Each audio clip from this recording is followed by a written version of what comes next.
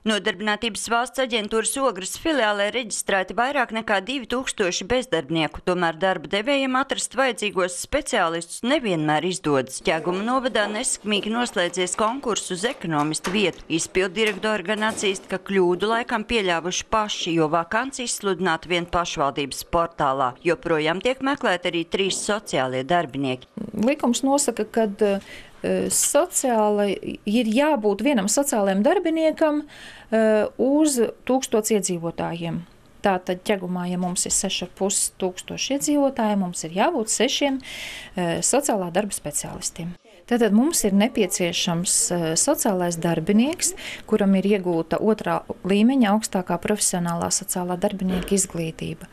Vai arī tas var būt sociālais darbinieks karitatīvajā sociālajā darbā.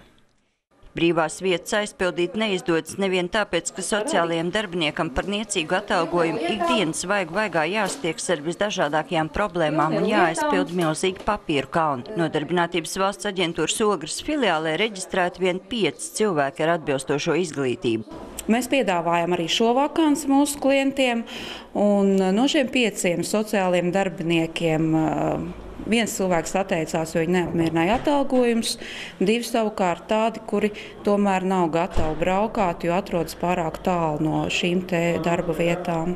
Manuprāt, šeit būtu valstiski kaut kā jārisina, lai mēs netaisītu atkal speciālistus ļoti šaurās tādās robežās, ja? Ka varētu mēs taisīt, piemēram, ar sociālo darbu, kas nodarbojas, bet, ja viņam vajag kaut kādas specifiskas zināšanas, tās varētu iedot kādos kvalifikācijas kursos, jo tiešām Ķegumā mums nebūs problēmas, teiksim, tos darbiniekus piesaistīt, bet Rembatē mums būs ļoti liela problēma dabūt cilvēku ar atbilstošu izglītību. Šo pašu iemeslu dēļ sociālā darbinieka vieta joprojām ir brīva arī Ogres novada Madlienā un Mazozolos. Sandra Leitāne, Andris Pāns, TV Spektrs.